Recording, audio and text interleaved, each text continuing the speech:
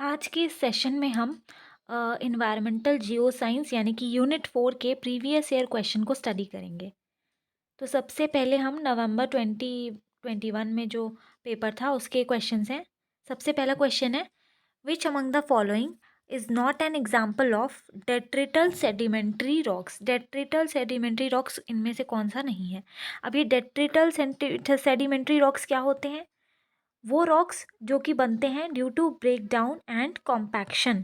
ठीक है, जब रॉक्स का ब्रेक डाउन होने लगता है छोटे छोटे पार्टिकल्स में, फिर उसके बाद कॉम्पैक्ट होके जो रॉक्स बनते हैं वो होते हैं डेट्रिटल सेडिमेंट्री रॉक्स।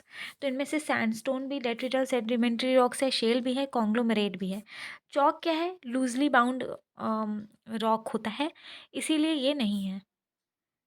दूसरा क्वेश्चन है, according to the US Department of Agricultural System of Classification, the size of silt particles in soil is, तो इसका करेक्ट आंसर होगा ये 0.002 से लेकर 0.05 mm तक, और उसके नीचे 0.002 से नीचे जो होते हैं वो क्ले पार्टिकल का साइज होता है।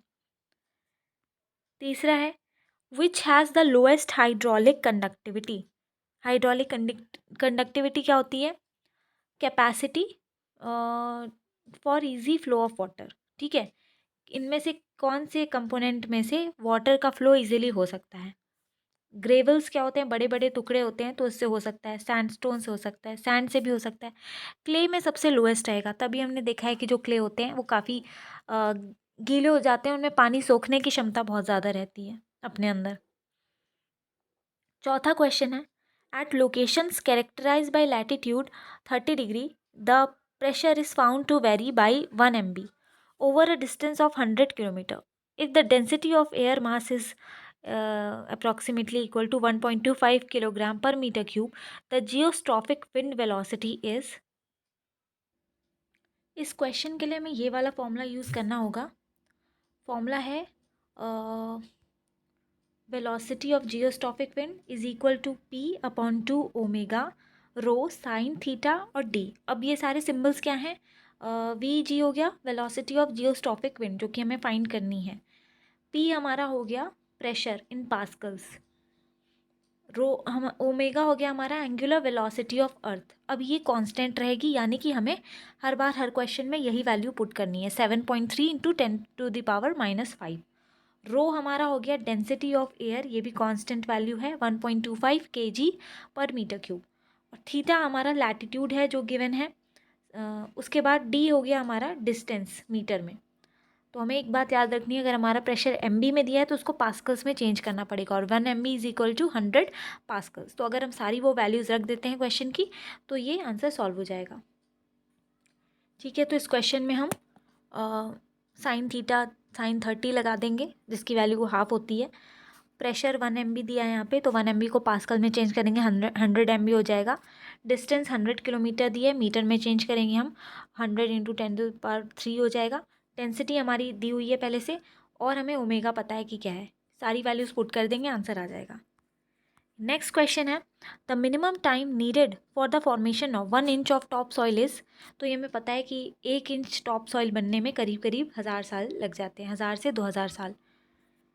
Next question, the rate of increase in temperature with depth in the earth also known as geothermal gradient is equal to.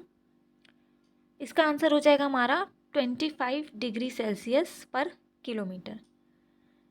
Next, the process of illuviation in soil indicates. ये हमने अभी पढ़ा है कल ही। इल्यूविएशन क्या होता है? जब बी हॉराइजन में ए हॉराइजन से जो न्यूट्रिएंट्स लीच हो रहे हैं वो आके डिपॉजिट हो जाते हैं। तो इसका सही आंसर क्या होगा? Accumulation of particles in B horizon, ये हो जाएगा।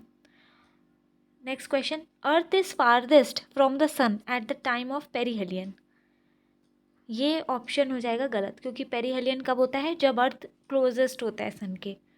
When perihelion occurs it is winter season in the northern hemisphere. तो पेरीहेलियन यूजुअली जनवरी में होता है, जनवरी मंथ में। तो उस समय हमें पता है कि नॉर्दर्न हेमिस्फीयर में विंटर्स चल रहे होते हैं, तो ये ऑप्शन सही है। Seasons on earth due to inclination in earth axis of rotation. मतलब ये है कि जो अर्थ पे सीजन्स आते हैं वो अर्थ के एक्सिस ऑफ रोटेशन की इंक्लिनेशन की वजह से आते हैं। तो ये भी हमें पता है कि सही होता है। तो इसमें ऑप्शन 2 एंड 3 सही है, तो बी हो जाएगा ये हमारा। Next question, ferromagnesian minerals are. Ferromagnesian minerals क्या होते हैं? जिनमें आयरन और मैग्नीशियम होता है। Is a group of silicates. तो ये आंसर सही है क्योंकि सिलिकेट्स मिनरल को हमने दो कैटेगरीज में बांटा है, फेरोमैग्नीशियन सिलिकेट्स और नॉन फेरोमैग्नीशियन सिलिकेट्स। तो एक ग्रुप ऑफ सिलिकेट्स होते हैं, ठीक है।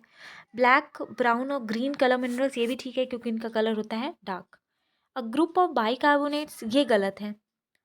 Highly resistant to weathering and erosional process, ये ऑप्शन भी हमारा गलत है क्योंकि जो फेरोमैग्नीशियन मिनरल्स होते हैं उनमें वेदरिंग और इरोजनल प्रोसेस ईजी हो जाता है। तो इसका हमारा सही आंसर है option number C 1 and 2। Next question, consider the following regarding clay minerals in soil. Some clay minerals are technically not colloids yet they have colloid like properties.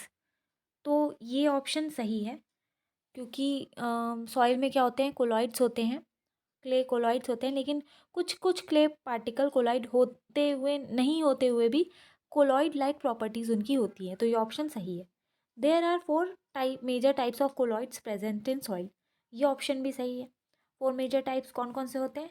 एक तो क्रिस्टलाइन सिलिकेट क्लेस, दूसरा नॉन क्रिस्टलाइन सिलिकेट क्लेस, तीसरा क्या है, non silicate क्लेस, और चौथा हमारा humus हो गया। ह्यूमस भी एक तरीके का कोलॉइड होता है। तो ये सारे हमारे हो गए। उसके बाद ऑप्शन है all types of clays are crystalline in nature. तो ये गलत है क्योंकि अभी हमने देखा कि नॉन क्रिस्टलाइन सिलिकेट क्लेज भी होते हैं। तो ये ऑप्शन गलत है, ये सही है, ये सही है। Soil humus are not considered as colloids, तो ये गलत है क्योंकि अभी हमने देखा कि जो 4 कैटेगरी थी कोलॉइड्स की उसमें एक ह्यूमस भी था। तो ये दोनों हमारा गलत हो जाता है, 1 एंड 2 सही है ये वाला। Next, richer magnitude is based upon the amplitude of the largest seismic wave produced during an earthquake. Richter scale क्या होता है? अर्थक्वेक को हम उससे मेजर करते हैं, तो ये सही है। It is based upon amplitude of the largest seismic wave produce during an earthquake. An earthquake with richer magnitude 7 produced 10 times larger displacement on the seismogram than does a magnitude 6। तो ये भी सही है क्योंकि रिचर स्केल क्या होता है? Logarithmic scale 10 होता है, तो उसमें वैल्यूज 10 से डिफर करेंगी। S waves travel faster than P waves through solid material, ये गलत हो जाएगा क्योंकि हमारी अर्थक्वेक वेव्स कैसे होती हैं? 2 टाइप की होती हैं, देख लेते हैं। 2 टाइप की होती हैं, एक होती हैं हमारी बॉडी वेव्स, दूसरी होती है हमारी surface wave. Body waves further 2 तरीके की होती हैं, एस वेव्स और पी वेव्स। एस वेव्स जो होती हैं they can travel only through solids, ठीक है, ये सॉलिड से ही ट्रैवल कर सकती हैं। जबकि पी वेव्स जो होती हैं वो बोथ सॉलिड एंड लिक्विड दोनों से ट्रैवल कर सकती हैं। और पी वेव्स को हम प्राइमरी वेव्स भी कहते हैं क्योंकि सबसे पहले हमें अराइव होती हुई दिखाई देती हैं, और ये एस वेव जो होती हैं सेकेंडरी होती हैं, तो ये ट्रैवल फास्टर नहीं करती। नेक्स्ट क्वेश्चन, मिनरल टाइप दिया है यहाँ पे और उनका ज्योमेट्रिक शेप हमें बताना है। सबसे पहला क्या है? हेलिसिटिक। हेलिसिटिक हमें पता है कुछ हेलिकल टाइप का दिख रहा है, तो यहाँ पे ऑप्शन देख लेते हैं। Arrange like a star, no. Consist of small ellipsoid और स्फेरॉइड्स, ये भी नहीं। Consist of thin plate like lamellae, ये भी नहीं है। Twisted and curve like coral branching, तो ये सही हो सकता है हेलिटिक का, क्योंकि हेलिकल स्ट्रक्चर होता है ना, जैसे डीएनए का ट्विस्टेड होता है, कर्व्ड होता है, तो ये हो सकता है। माइकेशियस, माइकेशियस से हमें क्या समझ में आ रहा है? माइका। माइका को कभी आपने देखा हो, इस तरीके की शीट्स होती हैं, फ्लेक्स टाइप की शीट्स आपस में जुड़ी होती हैं, तो थिन प्लेट लाइक लैमिली होती हैं, ठीक है, तो ये हो सकता है माइकेशियस में। माइकेशियस का ये हो सकता है। ऊलिटिक का मतलब कुछ स्फेरॉइडल टाइप का होना चाहिए, तो ये हो सकता है। स्टिलेट यानी कि स्टार शेप्ड, ये होगा, तो ये हमारा करेक्ट अरेंजमेंट है। Next, identify the correct sequence of natural surfaces according to their albedo. अच्छा, अल्बीडो क्या होता है? अल्बीडो होता है capacity of a surface to reflect back the sunlight. जो जितना ज़्यादा सरफेस सनलाइट को रिफ्लेक्ट बैक कर देगी उतना ज़्यादा उस सरफेस का अल्बीडो होगा, और जो सरफेस जितना ज़्यादा एब्जॉर्ब कर लेगी उसका अल्बीडो उतना ही कम होगा। तो एब्जॉर्प्शन कहाँ ज़्यादा होता है? ऐसी सरफेस में जो डार्क कलर की हो, ब्लैक कलर की हो, तभी हमें सजेस्ट किया जाता है कि हम गर्मियों के दिन में डार्क कपड़े ना पहने, क्योंकि वो एब्जॉर्ब करती हैं ज़्यादा सन की रेस। जबकि शाइनी सरफेस होती है वो रिफ्लेक्ट बैक कर देती है। तो यहाँ पे देखिए ओशन है, फ्रेश स्नो है, ग्रास है, डेजर्ट, सैंड है। तो इसमें से जो सबसे ज़्यादा अल्बीडो होती है वो होती है हमारी फ्रेश स्नो की। तो ऐसा ऑप्शन हम देख लेते हैं, फ्रेश स्नो वाला 2, यहाँ पे ये वाला हो सकता है या ये वाला हो सकता है। फ्रेश स्नो के बाद बारी आती है हमारी डेजर्ट सैंड की, 4th। ठीक है, उसके बाद हमारा आ जाता है ग्रास और सबसे लास्ट में हमारा आएगा ओशियन। तो ये वाला ऑप्शन सही हो जाता है। Next, correct order of abundance of following heavy metals in earth crust. Earth के क्रस्ट की बात हो रही है, अर्थ के कोर की बात नहीं हो रही, मेंटल की बात नहीं हो रही, अर्थ के क्रस्ट यानी कि सबसे ऊपरी वाली लेयर की बात हो रही है यहाँ वाली। तो यहाँ पे पूछा है कि सबसे ज़्यादा अबंडेंस कौन कौन से मिनरल का होता है, उसको अरेंज करें। तो अर्थ के क्रस्ट पे हमें पता है कि सबसे ज़्यादा अबंडेंस होती है एल्यूमिनियम की। उसके बाद हमारा नंबर आता है आयरन का, फिर उसके बाद मैग्नीशियम, उसके बाद फिर कॉपर माइन्यूट अमाउंट में। तो करेक्ट ऑर्डर क्या हो जाएगा? एल्यूमिनियम 3, फिर 1, फिर 2, फिर 4, 3 1 2 4। कहाँ गया? 3 1 2 4, ये वाला option. In the context of urban environment arrange the following in order of increasing residence time. Residence times क्या होता है? कितनी देर तक ये गैसेस या मटेरियल जो है हमारे इन्वायरमेंट में प्रेजेंट रहती हैं, डिस्पर्जल नहीं होता उनका। फॉर्मल्डिहाइड, कार्बन मोनोऑक्साइड, पर ऑक्सी एसिटाइल नाइट्रेट और हाइड्रोक्सिल रेडिकल। तो इसमें से जो हाइड्रोक्सिल रेडिकल है, इसका जो रेसिडेंस टाइम है ये बहुत कम होता है, इट इज़ अराउंड 1 सेकेंड। तो सबसे कम इसका होगा। ठीक है, 4th नंबर पे आएगा हमारा ये वाला ऑप्शन। उसके बाद हमारा आ जाता है फॉर्मल डिहाइड। फॉर्मल डिहाइड एंड डिहाइड का रेसिडेंस टाइम होता है 0.1 to 1.2 डेज। उसके बाद हमारा आ जाएगा पर ऑक्सी एसिटाइल नाइट्रेट यानी कि पैन, जिसको हम शॉर्ट फॉर्म में कहते हैं। इनका रेसिडेंस टाइम अगर कोल्ड टेम्परेचर है तो वहाँ पे 3 मंथ्स तक रह सकता है, और हॉट इन्वायरमेंट में इनका कुछ घंटों के लिए ही रहता है। कार्बन मोनोऑक्साइड की बात करें तो इनका residence time is more than 3 years, 3 years से ज़्यादा होता है। तो करेक्ट अरेंजमेंट हमारा ये वाला हो जाएगा। Next, identify the correct sequence of the given soil texture classes in decreasing order of stability of wet clots. Wet clots की बात हो रही है कि इनमें से कौन से टाइप की सॉइल की अगर हम गीला करके जो मिक्सचर बनाएंगे, एग्रीगेट बनाएंगे, तो उसकी स्टेबिलिटी किस में सबसे ज़्यादा रहेगी। तो हमें पता है कि जो क्ले होता है उसमें वाटर को होल्ड करने की कैपेसिटी सबसे ज़्यादा होती है, तो स्टेबिलिटी ऑफ वेट क्लॉट्स भी सबसे ज़्यादा क्ले में होगी। उसके बाद जो हमारा क्ले लोम हो जाएगा, ठीक है, उसके बाद हमारा हो जाएगा सिल्ट लोम, फिर हमारा लोम, उसके बाद सैंडी लोम। क्यों? सबसे ज़्यादा क्ले, उसके ऊपर आता है हमारा क्ले लोम, उसके भी ऊपर हमारा आ जाएगा सिल्ट लोम, फिर हमारा लोम आएगा और फिर सैंडी लोम आ जाएगा। तो ये हमारा करेक्ट ऑर्डर हो जाएगा 2 5 4 1 3। ये question number 17, correct order in ascending order grade of metamorphism. तो ये भी हमने पढ़ लिया है। मेटामॉर्फिज्म के ग्रेड के आधार पे, मतलब टाइम और प्रेशर बढ़ रहा है हमारा, हीट और प्रेशर, उसके साथ मेटामॉर्फिज्म के कौन कौन से फेजेस आ रहे हैं। सबसे पहले तो देखिए हमें पता है शेल होता है, शेल ही कन्वर्ट होता है टाइम और टेम्परेचर प्रेशर के वजह से हमारा स्लेट में। उसके बाद वो कन्वर्ट होता है सिस्ट में, उसके बाद निज में। तो ये हमारा करेक्ट ऑर्डर हो जाएगा 4 2 3 1, 4 2 3 1, option number D. Next question, soil humic acids are insoluble in alkali, insoluble in acids, soluble in acids and insoluble in both acids and alkali. तो सॉइल ह्यूमिक एसिड्स जो होते हैं वो एसिड्स में insoluble होते हैं।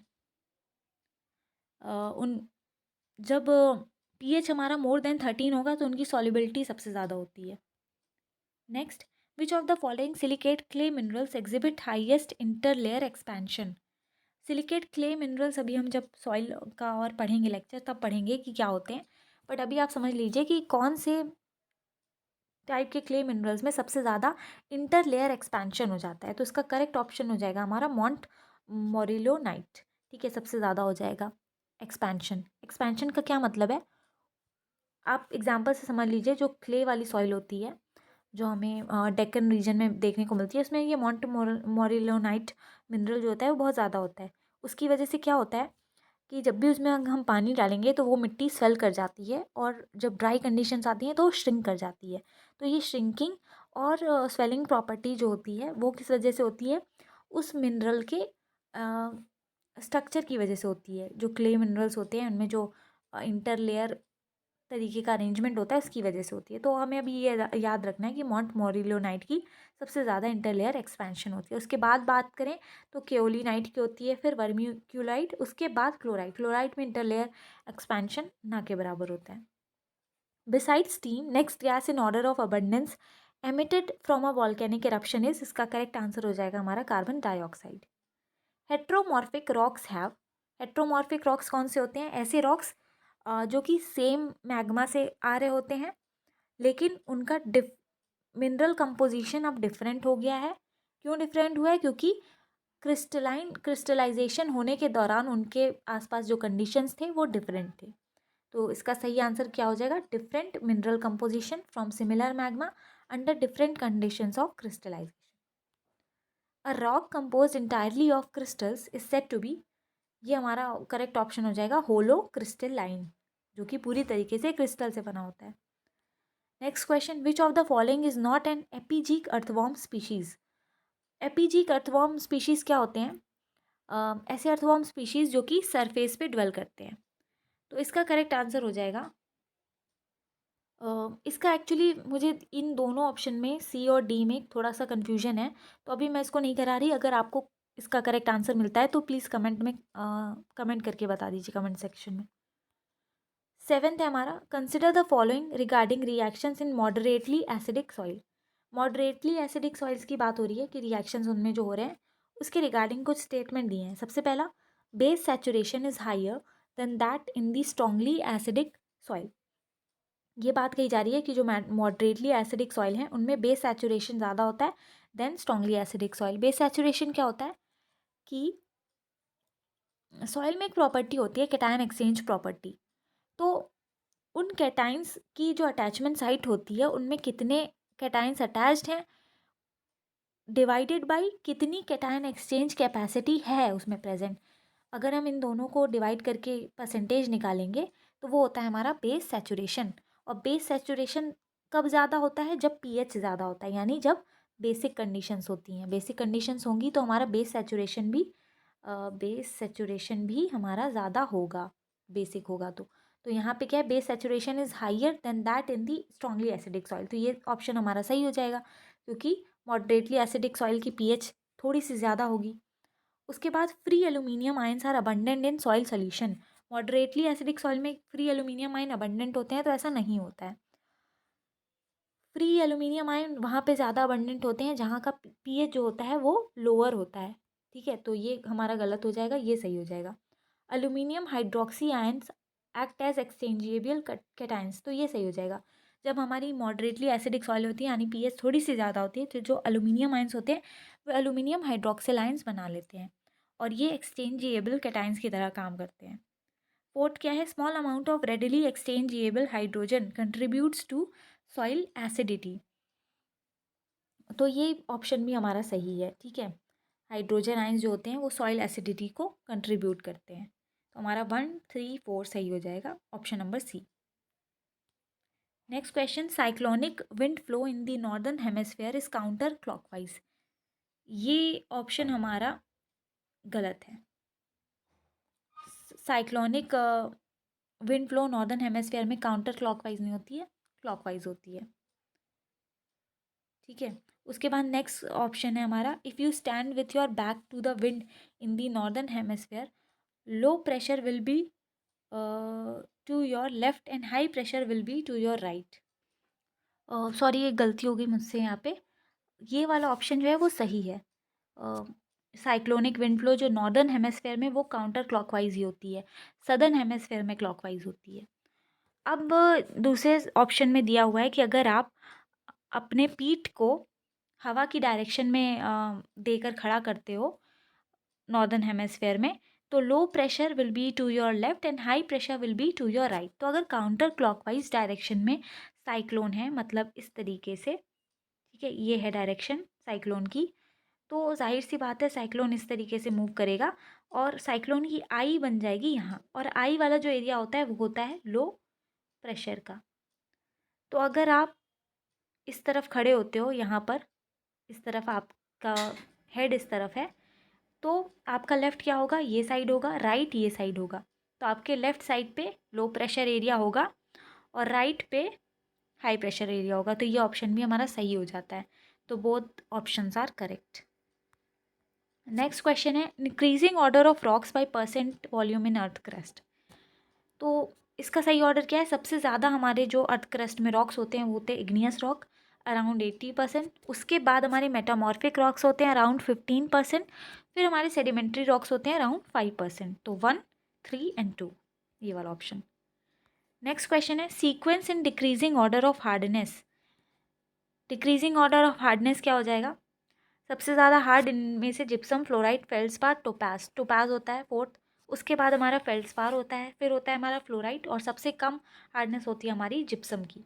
तो 4, 3, 2, 1, 4, 3, 2, 1, ये वाला ऑप्शन। 11th क्वेश्चन है rock types and characteristics. Rudaceous rocks कौन से होते हैं, ऐसे रॉक्स जिनमें मेनली बोल्डर्स, पेबल्स ये सारे होते हैं बड़े बड़े, तो ये वाले रॉक्स हो जाते हैं। एरिनेशियस रॉक्स कौन से होते हैं, एरिनेशियस रॉक्स वो होते हैं that contains mainly of Sands, ठीक है, जिनमें सैंड्स मेनली होता है। तो हमारा ऑप्शन नंबर ये 4 हो जाएगा, रूडेशियस हमारा ये वाला हो जाएगा। उसके बाद सिल्ट रॉक्स क्या होते हैं, rocks consisting mainly of silt and siltstone, नाम से ही पता लग रहा है। आर्जिलेशियस रॉक्स क्या होते हैं, rocks consisting mainly of mud, dust and clay. तो ये हमारा करेक्ट हो जाएगा। उसके बाद 12th हमारा असर्शन रीजनिंग है। असर्शन है हमारा isomorphous substitution is the source of constant charges on the soil silicate clays, ठीक है, सॉइल सिलिकेट क्लेज होते हैं उनमें जो आइसोमॉर्फस सब्स्टिट्यूशन होता है वो उनको चार्ज प्रोवाइड करता है। ये ऑप्शन बिल्कुल सही है। आइसोमॉर्फस सब्स्टिट्यूशन क्या होता है, जब किसी क्ले मिनरल में किसी एक कैटायन को दूसरा कैटायन जो कि सिमिलर साइज़ का है वो सब्स्टिट्यूट कर देता है, लेकिन हो सकता है कि उसकी वैलेंसी डिफरेंट हो। जैसे कि एलुमिनियम 3+ को अगर सिलिकेट Si4+ अगर रिप्लेस कर दे तो उससे क्या होगा, कांस्टेंट चार्ज हमेशा बना रहता है क्लेस के ऊपर। ये सही है। फिर दूसरा रीज़न क्या दिया है, cations of comparable size substitute each other in respective tetrahedral and octahedral sheets in silicate clays. तो ये ऑप्शन भी सही है और दोनों असर्शन के लिए ये रीज़न भी सही है। तो both are true and R is the correct explanation of A. 13th है नेगेटिव रेडियो एक्टिव फोर्सिंग कौन से मतलब प्रोवाइड करती हैं। रेडियो एक्टिव फोर्सिंग क्या होती है, दो तरीके से हो सकती है, पॉजिटिव रेडियो एक्टिव फोर्सिंग और negative radio active forcing. Positive radio active forcing तब होती है जब अर्थ पे जो सन की रेज आ रही होती हैं, सनलाइट आ रही होती है, वो ज़्यादा से ज़्यादा हमारी अर्थ पे पहुंचती है और कम पार्ट उसका रिफ्लेक्ट होता है। पॉजिटिव रेडियो एक्टिव फोर्सिंग होती है, वार्म होता है, वार्मिंग कंडीशंस प्रोवाइड करता है। जबकि नेगेटिव रेडियो एक्टिव फोर्सिंग क्या होती है, ज़्यादा लाइट सनलाइट जो होती है वो रिफ्लेक्ट बैक हो जाती है, स्मॉल अमाउंट हमारी अर्थ पे आ जाती है, इसकी वजह से कोल्डर कंडीशन होता है। तो ट्रोपोस्फेरिक जो ओजोन होती है वो हमारी positive radio active forcing cause करती है।